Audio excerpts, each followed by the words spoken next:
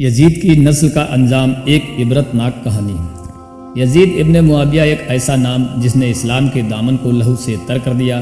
حضرت امام حسین علیہ السلام کو شہید کر دینے والا یہی شخص تھا۔ بنو امیہ کی وہ نسل جسے تاج اور تخت کی ہوس نے اندھا کر دیا تھا۔ مگر کیا آپ جانتے ہیں کہ اس ظالم کی نسل کا انجام کیا ہوا؟ کیا اس کی اولادیں آج بھی اس دنیا میں زندہ ہیں؟ تاریخ کی کتابیں بتاتی ہیں کہ یزید کے بیٹے معاویہ ابن یزید نے کچھ ہی مہینوں کے لیے تخت سنبھالا اور پھر کربلا کے گناہوں کا بوجھ اٹھاتے ہوئے خود ہی تاج سے استعفیٰ دے دیا۔ کہتے ہیں کہ وہ امام حسین کی شہادت پر روتا تھا اور اپنی زندگی کے آخری لمحوں تک یزید کے لیے کیے گئے شرمندہ رہا۔ اس کے بعد بنو امیہ کی حکومت دھیرے دھیرے ڈھہتی گئی۔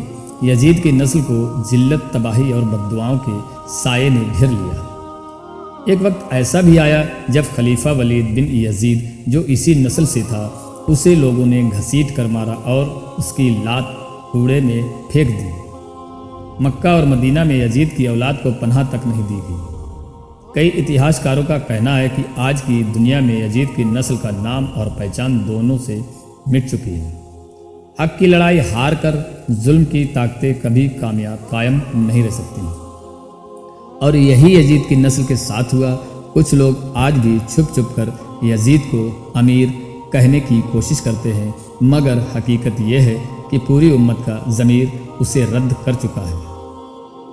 کربلا کی ریت پر بہا ہوا معصوم لہو آج بھی یزید کی نسل پر لعنت بن کر برستا ہے، اور امام حسین کا نام ہر اس جگہ عزت پاتا ہے جہاں انسانیت زندہ ہے۔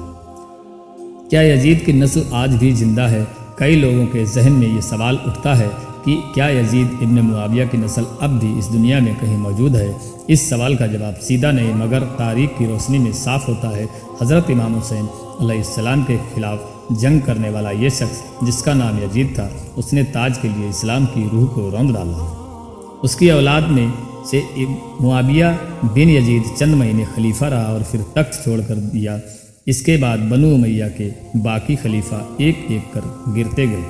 عبد الملک، مروان، ولید، سلیمان، یزید بن عبد الملک سب اسی نسل کے تھے، لیکن ایک سے ایک ظالم نکلے۔ پھر عباسی خلافت کے بنو امیہ کو کچل دیا، یہاں تک کہ ان کے بچے، عورتیں تک جنہیں پکڑ سکے قتل کر دیے گئے۔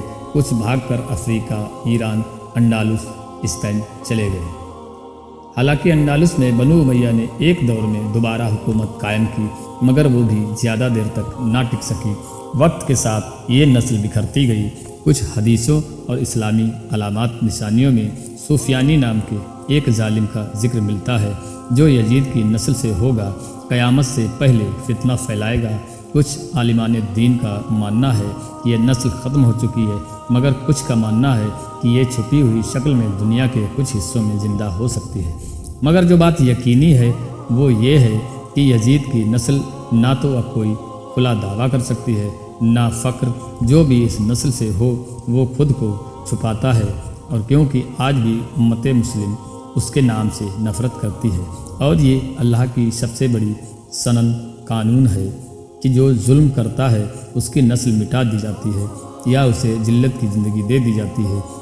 یزید کے گھرانے پر یہی عذاب نازل ہوا۔ وہ نسل جو کبھی تخت پر بیٹھی تھی اب زمین میں گمنامی کے اندھیرے میں کھو چکی ہے۔